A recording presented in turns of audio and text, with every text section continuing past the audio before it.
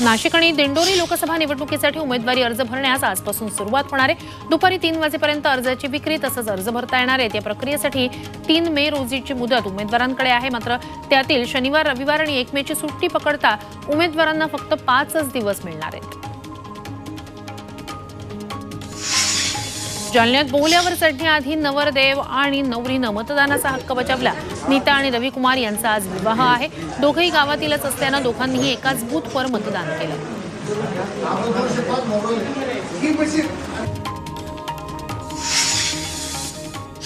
नांदेडमध्ये बोहल्यावर चढण्याआधी एका नववधूनं मतदान केंद्र गाठत आपला मतदानाचा हक्क बजावला।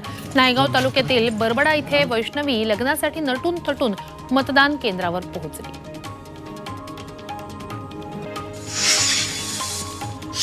शरद पवारांनी धैर्यशील मोहिते पाटील यांच्यासाठी कंबर कसले। माढा लोकसभा मतदारसंघात शरद पवारांची अमृत नोनी गॅस्ट्रिन, अपचन, ऍसिडिटी, गॅस्ट्रबल ह्यापैकी तुम्हाला कुठलाही गॅस्ट्रिक प्रॉब्लेम झाला, उपाय एकच, अमृत नोनी गॅस्ट्रिन। दुसरी सभा होते आहे, ते करमाळ्यात सभा घेत आहेत। या सभेत माजी आमदार नारायण पाटील हे आता शरदचंद्र पवार पक्षात दाखल झालेले आहेत। नारायण पाटील हे करमाळ्याचे धनगर समाजाचे मोठे नेते आहेत। त्यांच्या प्रवेशामुळे धैर्यशील मोहिते पाटील यांना दिलासा मिळणार आहे।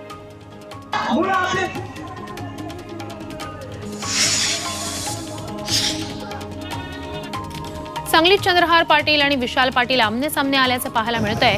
दोन्ही नेते एकत्र आल्यानंतर त्यांनी हस्तांदोलन करत एकमेकांची विचारपूस केली। निवडणुकीच्या काळात राजकारण ढवळून निघालं असतानाच नेते मंडळी एकमेकांवर पातळी सोडून आरोप प्रत्यारोप करतानाही दिसतायत। मात्र सांगलीतलं चित्र जरा वेगळं दिसलं।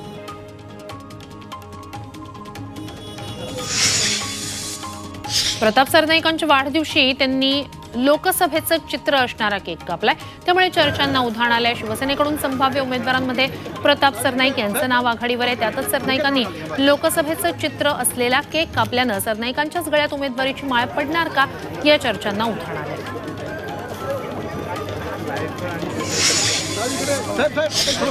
गडचिरोलीत नुकत्याच पार पडलेल्या लोकसभा निवडणुकीदरम्यान आचारसंहितेचा भंग झाल्यानं भाजपच्या 2 नेत्यांवर गुन्हा दाखल करण्यात आलाय। डॉक्टर नामदेव किरसान यांच्या विरोधात मजकूर प्रकाशित केल्याप्रकरणी भाजप नेते डॉक्टर नामदेव उसेंडी आणि डॉक्टर नितीन कोडवट्टे यांच्यावर आचारसंहिता भंग केल्याचा गुन्हा दाखल करण्यात आलाय।